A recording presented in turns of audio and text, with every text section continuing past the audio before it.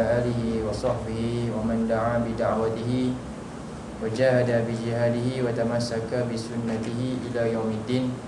اللهم انفعنا بما علمتنا وعلمنا ما ينفعنا وزدنا علما. ربي يسر ولا تعسر ربي تمم بخير. سبحانك لا علم لنا إلا ما علمتنا إنك أنت العليم الحكيم. Amin ya rabbal alamin. InsyaAllah hari ni kita sambung surah Al-Mulk ayat 9 sampai seterusnya. Tengok ayat yang ke-9. A'udzubillahi minasyaitonirrajim. Baca sama-sama. A'udzubillahi minasyaitonirrajim. Qalu bala qad ja'ana nadhirun fakazzabna.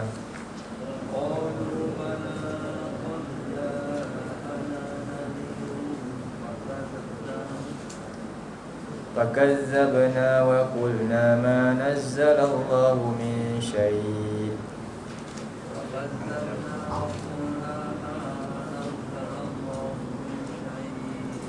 إن أنتم إلا في ضلال كبير.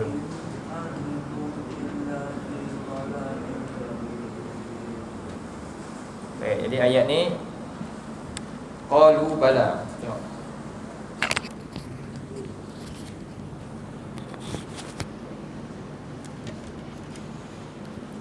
Jadi penghuni neraka ni dia tidak akan masuk neraka tanpa sebab hukuman, tanpa adanya hujah ditegakkan. Jadi Allah menunjukkan dalam ayat ni keadilan Allah lah. Sebab itu adanya dialog. Maknanya kan maknanya kamu setuju tak kamu kena ni? Setujulah. Lepas tu mereka kata bala betul, kami memang dah setuju, memang patut pun kami kena lah. Qalu bala. Jadi mereka pun jawab ya betul. Jadi mereka bukan membantah, oi tak ada pun ke, ataupun tak layak kami kena sepatutnya. Tak setimpal dengan macam tu. Sebab tu dalam ayat lain dalam surah An-Naba Allah kata jazaa'an wifaqa. Jazaa'an wifaqa. Baik. Jadi Allah kata Allah bercerita tentang apa ya dialog yang akan disebut oleh penghuni neraka. Bala, apa dia kata? Qad ja'ana nadhirun. Qad ja'ana nadhirun. Ni highlight perkataan ni. Qad ja'ana nadhirun. Nadhirun. Maksudnya apa? Benar. Qad ni maknanya apa? Sungguh. Betul. Qad ni maknanya dia tahqiq.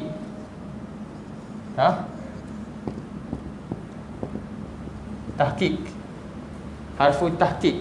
Apa makna tahqiq? Jadi kalau ada satu perkara, kita ada satu maklumat. Macam hadis contohnya. Hadis tu kita nak tahu maklumat hadis ni betul ke tak betul. Apa ada ilmu dia, ada nama dia, orang yang sahkan betul tu nama dia pentahqiq. Dia tahqiq hadis tu. Dia buat pengesahan, cop, okey betul. Itu nama dia tahqiq lah. Kat pejabat jabatan mana-mana pun ada yang cop tu, kita juga panggil apa? Dia tu tukang dia tahqiq. Dia mengesahkan. Oh, dia betul. Jadi sekarang ni siapa yang sahkan benda ni betul dan mereka salah? Siapa? Allah ke siapa? Penghuni neraka tu sendiri yang sahkan memang betul pun. Nampak maknanya apa? Adilnya Allah. Adilnya Allah. Bahkan orang yang kena seksa tu, nak bakal diseksa nanti, dia akan sahkan betul. Qad. Sungguh betul. Benar-benar pasti. Itu maksudnya qad.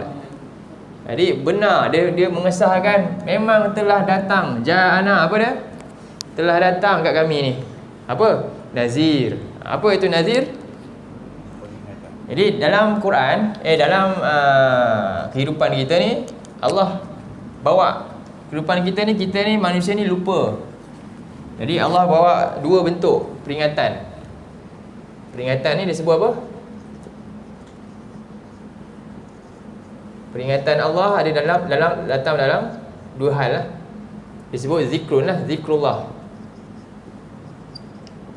Zikrullah kan, peringatan Allah. Jadi peringatan Allah dia satu dalam bentuk Bashir, Bashir.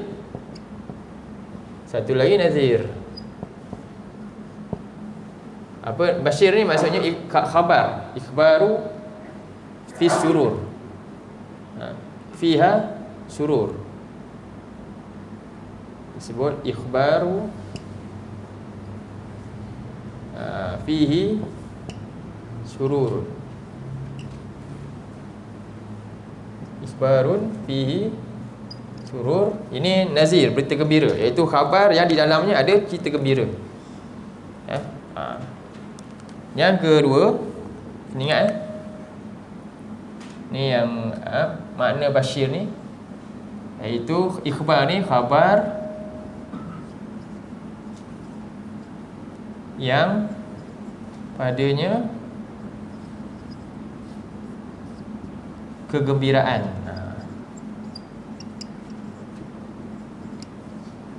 Ni nama dia basyir. Sebab tu basyir ni nak tuju kat siapa? Siapa yang dah serahkan diri dia, Allah kata wa basyiril lazina amanu. Setelah diterangkan akhirnya dia pun aku, ya dia salah dan dia pun nak buat, cuma dia ada rasa nak buat. Kita jangan potong dia pula. Dah lah kamu ni dah banyak dosa, memang Allah takkan ampunkan. Jangan cakap macam tu. Kita kena bagi dia apa? Basyir. Kan? Allah Maha Pengampun semua. Tapi ada orang kan, macam yang berlakulah pada kisah yang sahih dalam Sahih Bukhari kan, yang orang dah bunuh berapa orang? 99 orang kan. Dijumpa orang pertama apa dia? Dia bukan bagi basyir, dia bagi apa? Nazir. Sedangkan orang tu nak bertaubat. Akhirnya orang dia pun kena bunuh. Begitu sekali kan, salah dalam fatwa. Itu kena hati-hati. Jadi dua bentuk khabar yang padanya ada gembira. Allah ampunkan kamu, jangan bimbang. Yang penting dia nak taubat lah. Sebab tu kerja kita gitu. Tapi kadang-kadang orang Islam ni keras sangat, kadang silap benda-benda macam tu. Sebab tu akhirnya apa? Orang putus asa dengan rahmat Allah kan. Ramai orang putus asa. Akhirnya dia apa? Pergi murtad lah, pergi apa, macam-macam berlaku lah. Sebab orang Islam tak faham Islam datang dengan rahmat kan. Dia jadi bukan dengan rahmat, dengan apa? Dengan marah pula. Dengan kita ramah tamah, tapi dia marah-marah pula dalam. Itu silap dia. Yang kedua, nazir. Ini untuk siapa ni? Orang yang degil bagi nazir ni, yang tak erti bahasa. Ni nama, sebab tu dalam ni istilah dia nazir ni ikhbarun, sama juga ikhbarun fihi takhwif.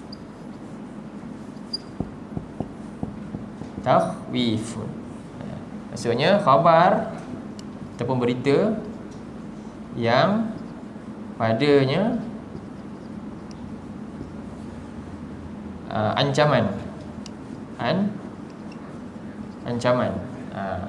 Inilah dua garisan peringatan Allah dalam Quran. Sebab tu ada syurga, ada neraka, ada sihat, ada sakit, ada tua, ada muda, ada hidup, ada mati. Semua ada tu tujuannya supaya manusia ni dapat jadikan itu semua bentuk peringatan. Jadi yang paling utama ni lah dia. Okey, jadi sekarang ni dia kata qad ja'ana nazirun. Jadi kita dah tahu dah nazir ni yang mana yang ni. Dia peringatan. Sebab apa? Dia ni degil lah maknanya. Sebab tu dia masuk neraka. Betul lah? Degil sebab tu dia masuk neraka. Dia sebut ludda. Sebab tu antara tujuan peringatan ni daripada mana? Daripada Quran. Yang paling utama, peringatan yang paling besar adalah Quran. Tengok dalam surah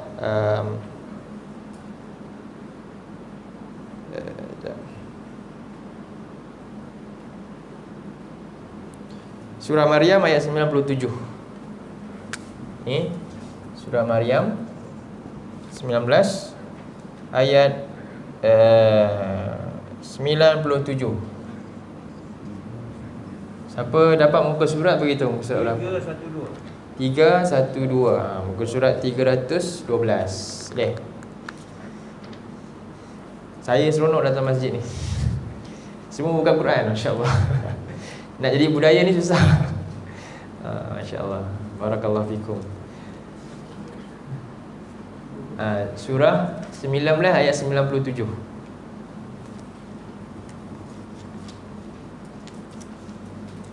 Deh. Ingat tahun lah. Tahun berapa? 1997. Senang. Surah Maryam Muka surat 312. Jadi Allah kata, a'udzubillahi minasyaitonirrajim.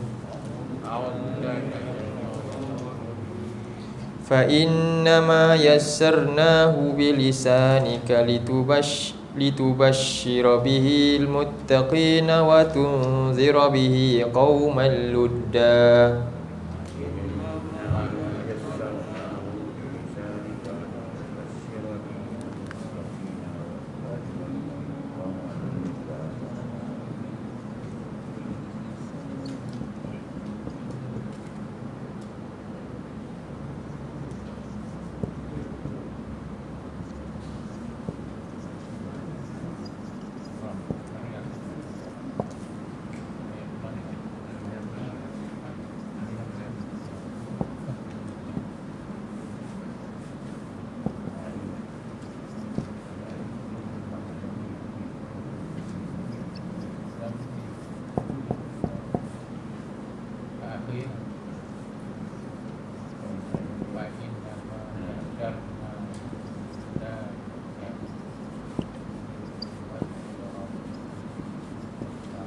Tengok ayat ni susunan daripada Allah. Apa itu tujuan Quran turun? Pertama, Quran dia ada prinsip dulu. Fa innama yassarnahu. Sesungguhnya kami sungguh-sungguh ni. Innama ni tak lain tujuan Quran ni turun kepada Nabi. Yassarnahu, kami yassarna ni apa? Kami sentiasa permudahkan. Yassar kan, kita selalu doa tak? Yassir, Rabbi yassir kan. Itu fi'il amar. Yang ni fi'il madi. Kami telah sentiasa berulang-ulang kali menjadikan Quran ini mudah dan semakin mudah untuk dicapai, diperolehi oleh semua manusia. Dulu Quran susah. Zaman Nabi, Quran belum turun habis lagi. Satu hal. Yang kedua, Quran tak boleh baca sebarangan sebab boleh mati baca Quran. Boleh terbunuh sebab baca Quran. Boleh kena usir daripada keluar negeri. Boleh buang daerah, boleh buang negeri sebab baca Quran. Betul tak? Hadis berlaku. Abu Bakar pernah nak keluar pasal hijrah. Sebab apa? Sebab tak boleh baca Quran. Akhirnya jumpa sebelah dalam perjalanan dia jumpa oleh seorang, nama dia saya tak ingat. Dia orang musyrikin lah. Tapi dia baik. Orang Quraisy ni satu hal, dia kadang-kadang dia bila dia jujur. Walaupun dia bukan satu kumpulan kan. Jadi dia tengok Abu Bakar, kenapa kamu nak pergi mana? Dia nak kena hijrah sebab dia tak boleh nak ibadah. Lalu dia kata, orang macam kau tak patut, sebab dia ni kau ni orang yang menyambung silaturahim, kau banyak tolong orang, kau ni orang yang terhormat kat Mekah tu, tiba-tiba kau nak mengusir, kau tak layak. Aku jamin kau sekarang. Dia suruh balik. Jadi dia bagi tahu kat kota Quraisy semua, siapa yang ganggu Abu Bakar ni ibadah dia kena diperangi oleh kaum dia lah. Kaum orang ni, orang ni pemimpin juga kaum dia, kabilah dia hebat juga. Tapi kemudian Abu Jahal bagi syarat. Okey boleh, tapi syaratnya Abu Bakar kalau dia nak solat, Abu Bakar ni dia ni terkenal dengan apa? Dia menangis, dia senang nangis, senang tersentuh dengan baca Quran. Jadi dia suka buat apa ibadah dia kat rumah dia tu, dia buat kat luar rumah, dia baca Quran menangis. Jadi ramainya orang anak-anak kecil kan, orang-orang orang wanita-wanita yang lalu ni melihat dia tu dan dengar ayat tu, mereka ikut sama menangis sampai-sampai kan, dan ada yang masuk Islam. Jadi ini menggugat mereka ni. Kesan Quran tu besar. Jadi sebab tu je dia kena usir, nampak? Kita ada tak hari ni baca Quran kena usir? Tak ada sampai macam tu. Bahkan Quran ni sebab apa? Dia merangsang orang lain jadi apa? Orang yang beriman. Iman manusia. Itu hebatnya masa zaman ni. Akhirnya dia pun setujulah. Abu Bakar ni dia boleh, tapi syarat dia duduk dalam rumah dan bagi orang lain dengar Quran dia baca. Begitu sekali. Jadi hari ni Quran Allah kata yassarna, kami mudahkan. Bahkan juga ada seorang sahabat lagi, Ibnu Mas'ud. Dia nak baca Quran, dia kena belasah banyak kali. Itu juga kisah dia khas. Lebih dahsyatnya mereka ni nak memperjuangkan Quran. Kita tak rasa apa-apa hari ni Quran ni. Sebab tu Quran ni rasa macam buku biasa je.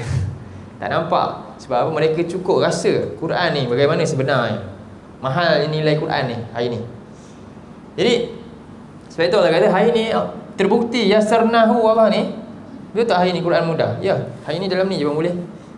Berarti macam mana kita pula dengan Quran? Kita pula susah pula nak ambil manfaat Quran kan?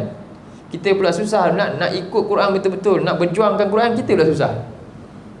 Kita susah. Nak ajar Quran apatah lagi. Nak cakap dengan Quran ni, apa tak lagi? Untuk diri sendiri pun susah, nak sampai Quran kepada orang lain lagi susah.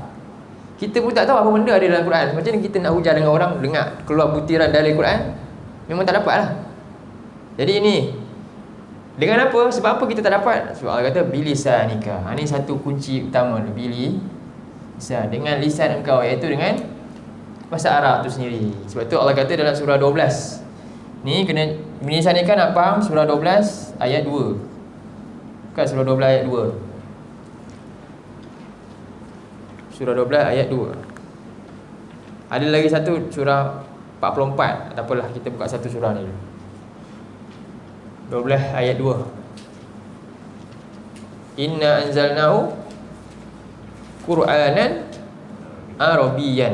Apa tujuan dia Allah buat Quran ni, Allah pilih bahasa Arab tu? La'allakum ta'qilun, supaya kamu dapat memahami apa yang Allah nak. Kalau buat bahasa lain, dia jadi susah.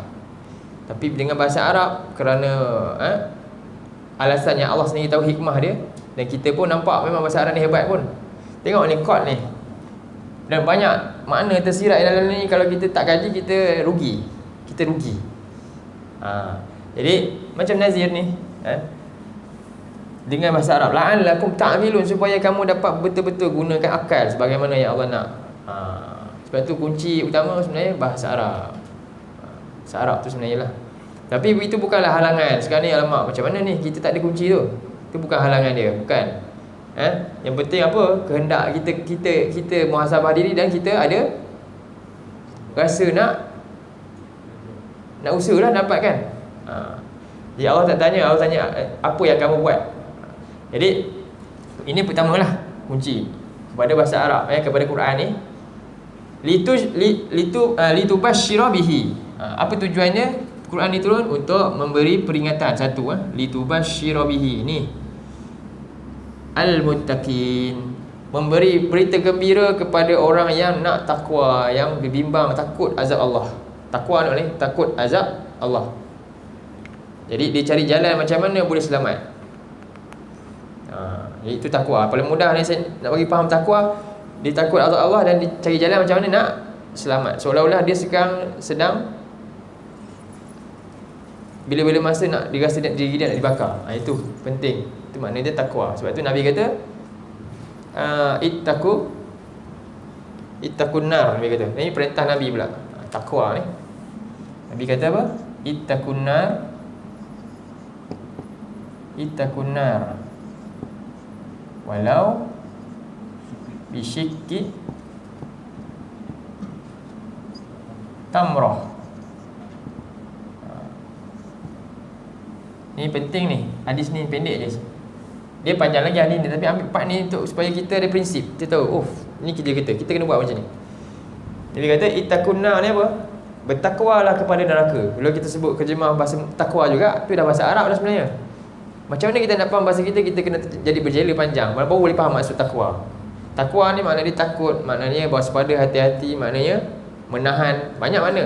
Combine semua tu baru makna takwa. Itu bahasa Arab. Sebab tu orang pilih bahasa Arab ni.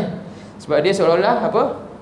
Kalimat dia, sebab tu jawami' al-kalim. Satu, dan dia shortcut kepada semua makna yang lain. Contoh hari ni kita dah ada lingua franca yang siapa buat? Mak Saleh buat kan? Bila kita sebut komputer je, semua orang boleh distract. Hanya dalam satu kalimah je semua boleh distract. Apa dia komputer? Kalau kita nak letakkan makna dia sebenarnya panjang kan. Satu benda yang ada, dia ada skrin, dia ada lab, dia ada kan CPU dalam dia, panjang ni. Tapi sekarang ni komputer, semua orang tak tahu, cepat je dapat. Begitu juga bila baca Quran, kita kaji bahasa ni. Bila sahabat dulu sahabat Nabi, bila Nabi sebut ittaqullah, semua dah menggigil takut. Sebab mereka faham kalimah tu. Tapi kita tak belajar, tapi bahasa Inggeris kita pakar, macam-macam kalimah ni kita boleh describe macam-macam. Begitu takut kan, kita ketinggalan, betul tak? Sebab kita dah didoktrin benda tu. Cuba kalau kita belajar Quran, kita takut tak azab Allah ni kalau kita faham? Ini sepatutnya. Tapi kita takut kat dunia, kita takut ketinggalan dunia kan, sebab kita dah doktrin dengan bahasa dia tu. Oh, dengan dia punya istilah ni, bimbang kita kan. Istilah ni tak bimbang, tak rasa apa-apa pun. Sebab kita tak faham. Kita sendiri tak tahu maksud dia. Kita hanya ambil permukaan tu, semata-mata gitu, ikut-ikut je lah. Itu penting belajar bahasa Arab tu.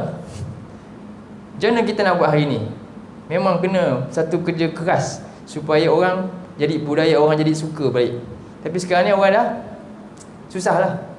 Dia bukan susah sebenarnya, tapi tak ada yang mulakan. Okay.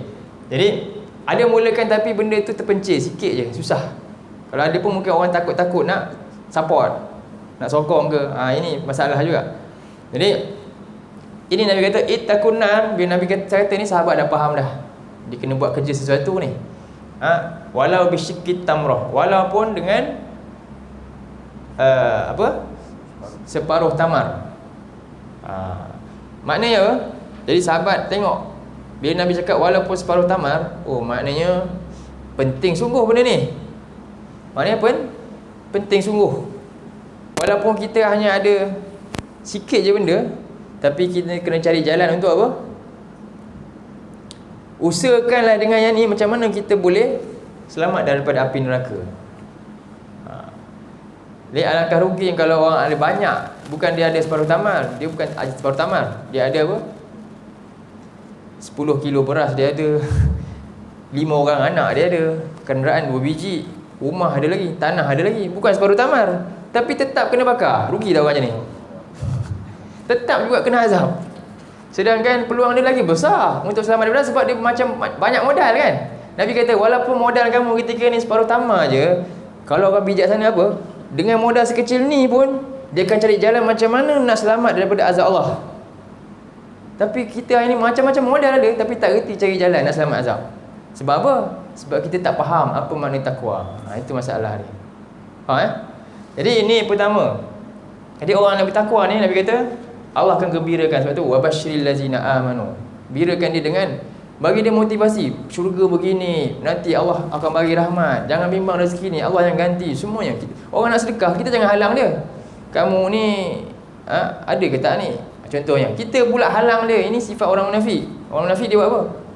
Dia yakbit aidihim, dia memegang tangan. Faham? Dia genggam tangan dia rapat-rapat, dan dia suruh orang pun sama macam tu.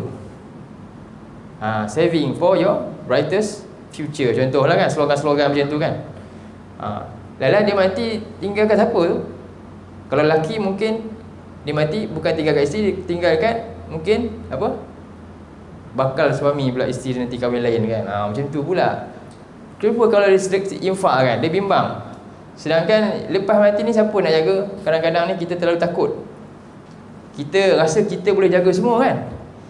Sedangkan kita kita sendiri pun kita tak boleh jaga. Betul tak? Kita rasa kita semua ni sebab nak jaga orang lain ni, nak jaga anak ni semua kan. Sedangkan diri kita semua, kita pun tak jaga diri kita. Sebab tu cara nak jaga apa sebenarnya? Bila kita takwa kepada Allah, sebab apa? Kita serahkan semuanya di bawah penjagaan Allah. Tapi kita tak yakin dengan Tuhan. Sebab tu kita ni kerja untuk diri kita, bukan kerja untuk Tuhan. Sebab kita bimbang ni, kita rasa kita ni boleh jaga semua kan. Hanya tak ada apa-apa pun. Tak ada apa-apa pun. Itu hanya angan-angan kita je. Hakikatnya semuanya milik Allah, dan Allah yang jaga. Sebab tu kalau kita takwa, sebenarnya apa? Allah kata yaj'al lahu makhraja. Allah akan bagi jalan keluar. Kalau ayah dia takwa, anak dia pun diajar jadi takwa, Allah akan jaga semua keluarga dia. Tapi malangnya ni manusia apa? Dia rasa dia yang jaga keluarga dia. Itu silap. Dia tak apa dia? Dia tak serahkan Allah untuk jaga urusan dia, sebab dia tak faham ni. Itu rugi kita. Kemudian watunzira bihi qauman ludda, dan untuk memberi peringatan dengan Quran. Nampak? Bihi ni apa ni? Ni penting ni, bihi ni. Jadi nak beri berita gembira, kena bawa dengan apa? Bukan dengan lidah saya, dengan Quran. Kita mention ayat Quran yang cerita syurga, supaya orang tahu ini firman Allah. Kita rasa syurga itu indah sebab kita dengar firman Allah yang cipta syurga sendiri, bukan sebab dengar semata-mata ustaz kita je cakap. Tak sama sangat berbanding dengan dia kita suruhkan orang ni untuk lihat firman Allah. Itu lebih bagus. Itu yang terbaik. Itu yang Nabi sendiri sebut. Hadis Nabi kita sebutkan supaya orang kenal, ini yang Nabi cakap. Nabi siapa? Nabi dah naik ke langit kan. Tak sama cakap-cakap kosong orang sendiri ni. Walaupun mungkin sepadan lah dengan kisah, tapi bila tak bawa, rugi. Sebab Sepatutnya orang semua berhak untuk tahu Nabi cakap, Allah cakap. Dan benda ni bukan senang nak buat, susah kan. Kebanyakan ni lebih senang cakap je, bawa orang kat mana tempat dia. Dan yang seterusnya, memberi ancaman dengannya dengan Quran juga. Ini Quran, kitab Allah. Sebab itu kat sini saya nak sebutkan naziran yang pertama adalah kitab Allah. Jadi dengan Quran inilah yang pertama, nazir ni adalah maksudnya Quran.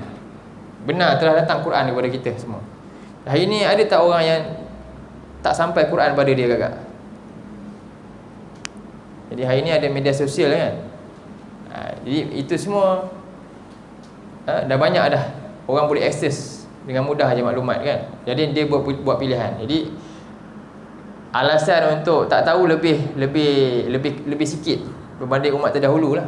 Umat terdahulu ni nak cari satu hadis pun kena berbulan-bulan pergi baru dapat. Ni Nabi cakap, lepas tu balik. Satu hadis je, sebulan kadang-kadang. Punya susah. Hari ni kat mana-mana boleh akses. Jadi kalau main-main juga, lagi susah nak jawab dengan Allah nanti. Sebab apa? Banyak sangat benda boleh dapat dengan lebih cepat, mudah. Jadi ni yang pertama. Yang kedua, nazir ni siapa? Rasul. Pertama kat nazir apa? Al-Quran lah. Nazir sini maknanya satu Al-Quran lah.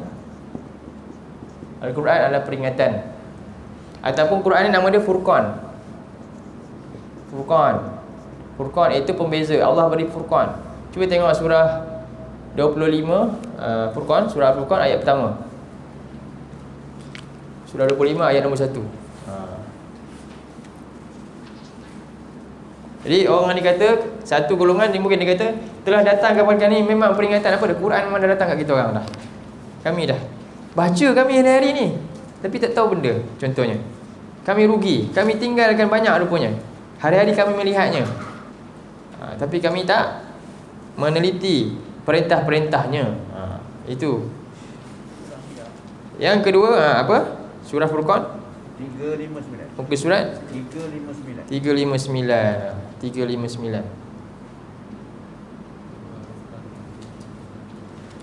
Ayat pertama kan, senang.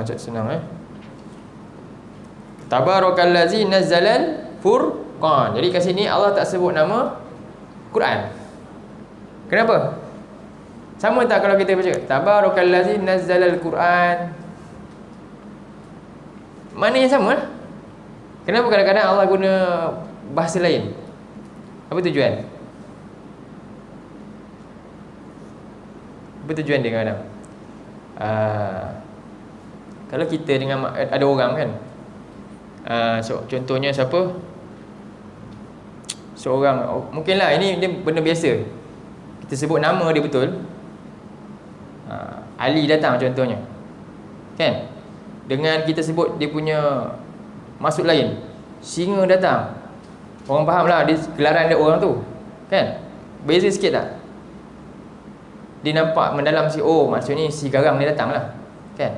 Begitu juga Quran ni, Al-Quran bacaan lah, sekadar bacaan. Tapi apa sebenarnya bila sebut Furqan maknanya apa? Oh bukan je bacaan Quran ni. Quran ni sepatutnya orang tu baca, dia dapat apa? Bila dia baca sepatutnya mendapatkan dia dapat apa? Dia dapat tahu, oh ini betul, ini salah. Itulah Furqan.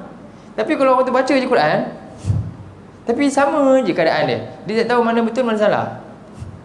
Itu maknanya dia ada mana ni nak Quran pada dia? Tak ada, rugi. Ni Allah nak baru maksud, Quran ni bukannya Quran saja, tapi apa? Quran ni salah satunya Furqan. Sepatutnya kamu cari jalan. Aku dah dapat tak Furqan dengan aku baca Quran selama ni?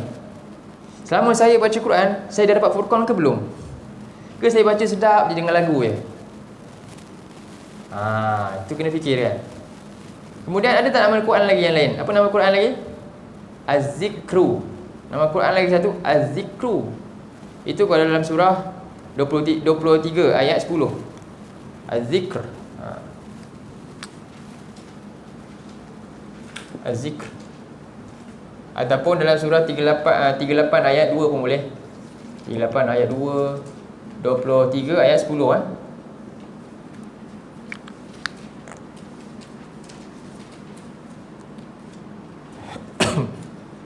23 ayat 10. 23 ayat. Oh bukan, 21 silap, 21 bukan 23. 21 ayat 10.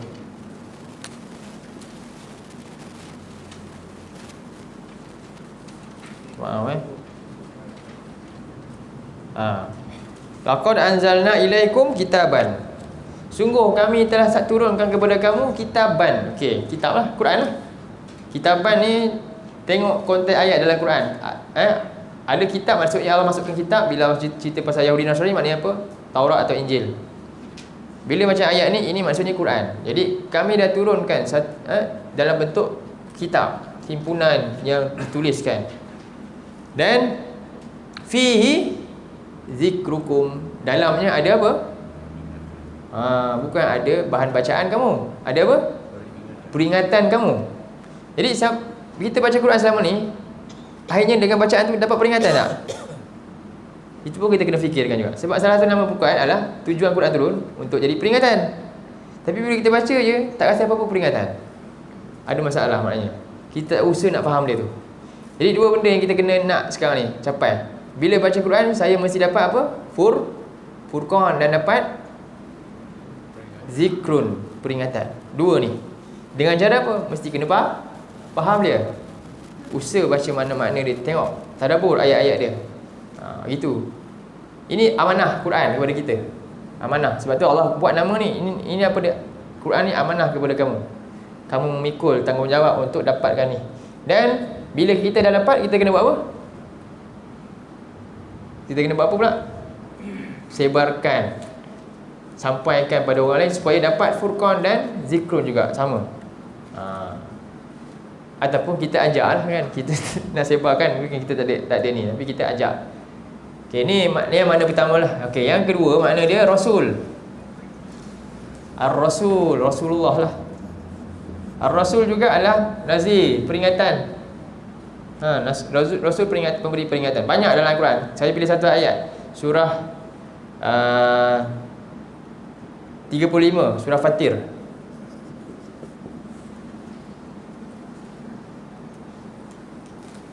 Ayat 37. Sekejap. 34 silap. Surah 34. Ayat 28.